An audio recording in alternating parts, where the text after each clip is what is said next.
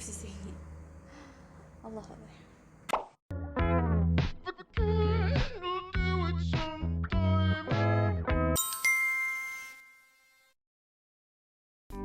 Okay. Assalamualaikum warahmatullahi wabarakatuh. Dan apa khabar semua? Okay, jadi hari ini saya nak sharekan beberapa tips untuk kita berjaya dalam peperiksaan. Actually, macam mana kita nak dapatkan roof of flight dalam setiap SEM. Jadi, kita teruskanlah sesi perkongsian kita pada hari ini. Okay, jadi pertama sekali, tips dia adalah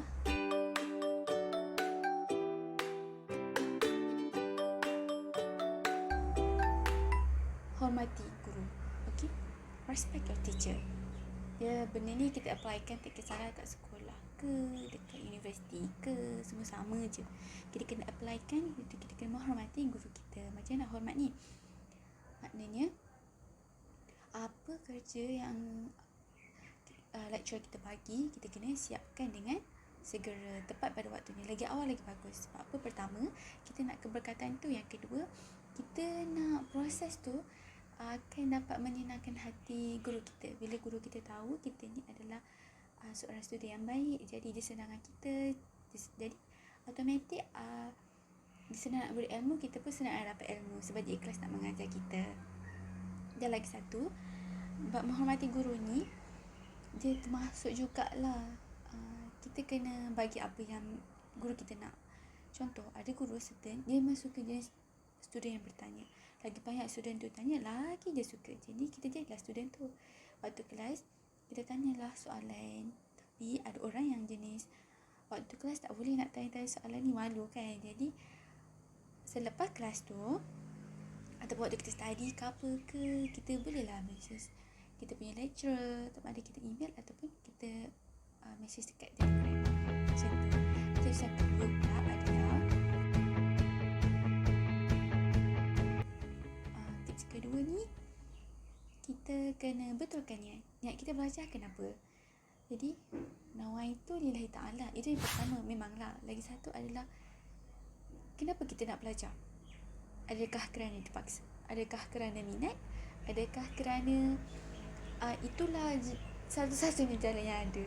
Macam paksa jugalah kan.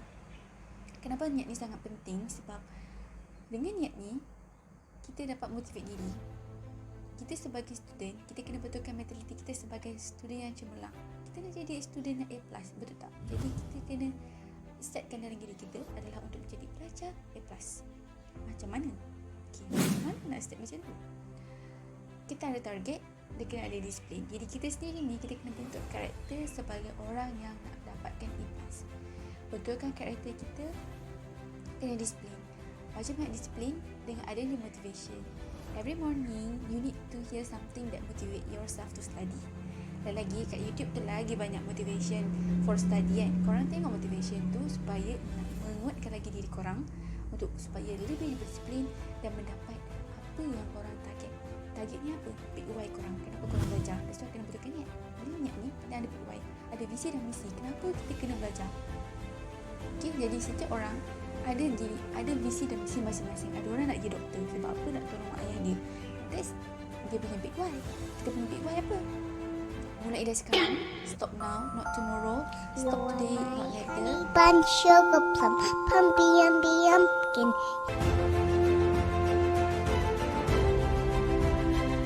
Korang tulis apa misi dan visi korang dan tampal dekat dinding. Kalau macam Umi ni, Umi tak tampal kat dinding lah.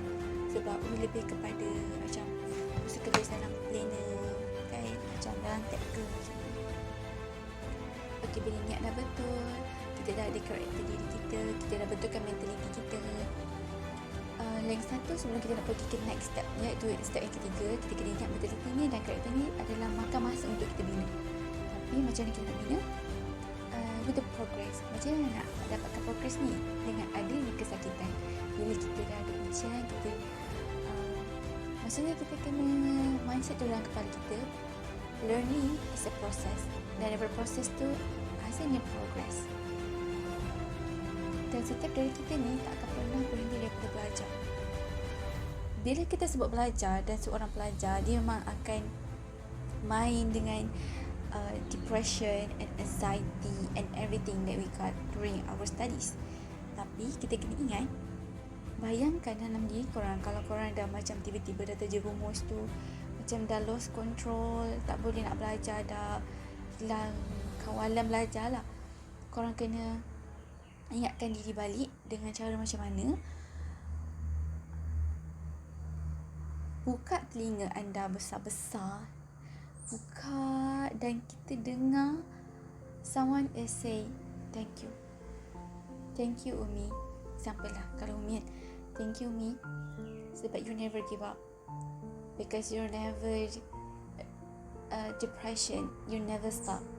Thank you for this. Siapa yang thank you tu adalah yourself in the future. If you want yourself in the future to thank you for what you did today, so you have to give all out lah. Everything that you can give, just buat je. Everything. Try and error. Don't stop tu je. Don't stop. Okay, belajar ni tahu. Sesiapa yang belajar ni, dia kena jihad juga sebenarnya. Okay, jadi stay strong. Okay, yang ketiga adalah 1, 2, 3 kan. Okay, tips yang ketiga ni adalah preparation. Preparation sebelum kelas, semasa kelas, selepas kelas. Dan the main word untuk this session ni, untuk session ketiga ni adalah fokus. Macam mana kita nak fokus? Jadi kita nak fokus ni dengan kita buat 3 step ni. Kita preparation kita sebelum kelas, semasa kelas dan selepas kelas. Macam mana kita nak buat preparation? Ada khas dia ke? Preparation tu maksudnya kita baca-baca macam tu je ke? Oh, lepas tu waktu kelas tu dah boleh fokus. Kalau korang pernah buat macam ni dan ternyata korang boleh fokus, apalah tu study korang. Tapi kebanyakan dia tak adanya. Bila korang baca pun korang susah nak fokus. Dan nak tahu korang fokus ke tak, dan korang faham ke tak apa yang madam korang belajar tu, korang mesti ada soalan. Waktu kelas tu mesti ada banyak persoalan. Bukannya macam temenan waktu kelas kan, and okay, I know this. Itu awak tahu tapi awak tak faham. Untuk menjadi pelajar yang cemerlang, the clue is you need to understand and you need to memorize. But at this stage, you only know but you don't understand. So how can we understand? Okay, so nak faham ni, kita cuba buat tips stick, STICK tu tips ni. Jadi kita mulakan dengan T, iaitu testing. Testing ni bukan waktu final exam je, bukan waktu quiz je ke, bukan. Testing ni kita kena buat before, during, after kelas. Kita nak study smart. Ini adalah cara cabang. Kita nak buat cabang lah, macam smart. Cabang ni adalah dengan teknik stick ni. Teknik stick ni adalah teknik untuk kita memorizing dengan cepat lah. Dan lebih kepada macam repetition pun ada juga. Dia gabungan dua tu. Jadi sebelum kelas ni, apa yang nak kena buat adalah kita kena buat nama dia lah. Nama dia tak ingat, dia betul balik. Dia lebih kepada why, how, what. Okay, jadi kita kena buat reference testing. Reference testing ni kita tengok buku. Boleh tengok buku, kita tengok buku, ataupun kita tengok slide madam, kita tengok e-book yang kita dah cari.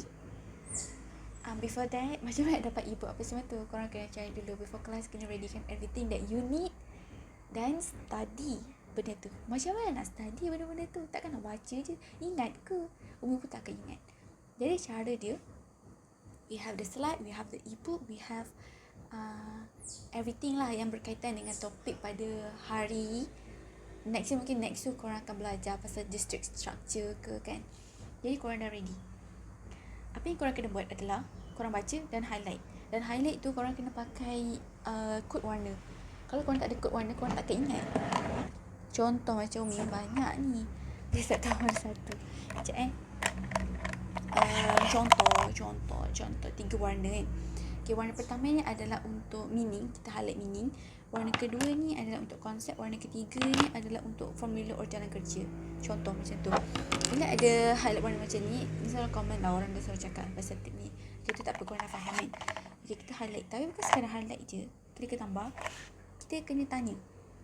Highlight, daripada highlight point kita highlight tu, why, how and everything. Kita kena tanya dan kita kena jawab. Kalau mana kita tak boleh jawab tu, kita simpan soalan tu untuk kita tanya waktu kelas nanti. Itu function dia. Okay. So during class pula kita ada 2 part. Okay, waktu kelas yang betul-betul madam kita lecture, dan sebelum kelas tu 5 minit before class tu, that part 1. So yang part 1 ni korang kena ingat balik, recall balik. Okay, recall tu macam mana? Sebelum kelas tu korang baca balik reference. Kalau korang tengok macam kat kelas ke sekarang ni susah lah online study kan. Diorang akan tengok buku. Bukan diorang salat biasa je. Ada orang memang salat biasa tu cara diorang belajar. Tapi kalau kita ni yang serba kekurangan ni, kan kita dah highlight tu kan. Kita tengok point kita highlight tu, close the book and kita jawab. Daripada highlight tu kan kita dah banyak soalan kita yang dah jawab kan sebelumnya tu. Jadi kita jawab lah. How, apa semua tu, kita pun okay, bla bla bla bla bla. And what, how, why. Okay, and this, that, okay. So you already prepare before class. Okay. So korang dah macam, oh aku tahu apa aku nak belajar pada hari ini. Itulah part 1. Okay, part 2 waktu kelas tu korang fokus. Waktu kelas kita bukan tulis segala apa yang madam kita cakap. Ada orang je macam tu.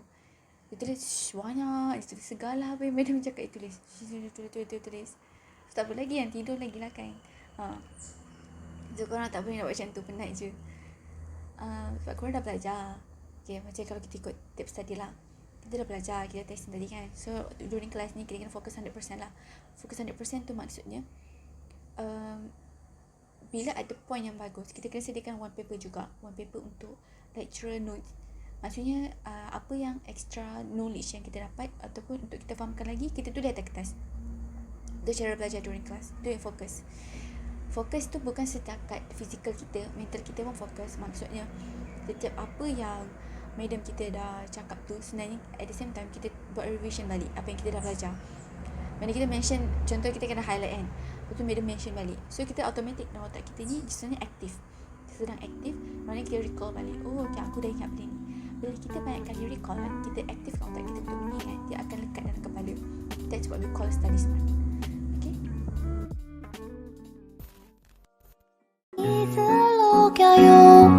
비밀의 나만의 초콜릿